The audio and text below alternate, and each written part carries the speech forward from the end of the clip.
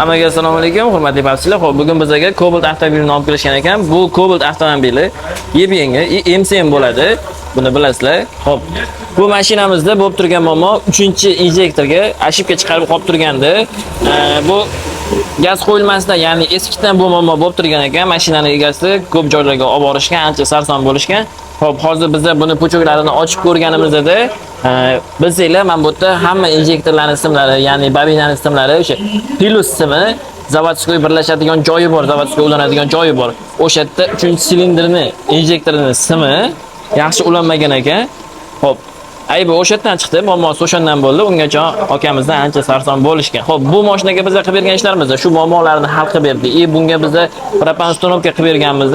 Xo'p, Italiya reduktor, Italiya injektor. Bu yoqda Polsha Mia Basico 24 ga 4 bo'ladi. Xo'p, kimga mana shunaqangi xizmatlarimiz kerak bo'lsa, bemalol olib kelaverasizlar. Bu yoqda hozir mana ustagan gazlarini legirovka qilib berishyapti. Xo'p, bu yoqda biz mashinani o'zini diagnostika qilib, ayblarni to'g'rilab, hamma yo'qni chotka qilib berdik. Bu yoqda yana bitta Cobalt avtomobilimiz. Bunga nima ish qilyapti Cobaltga? Zaslonka bo'lyaptimi? Xudo xolasa, zaslonkalarni qo'yib, hozir chotka обучениялarigacha qilib beramiz.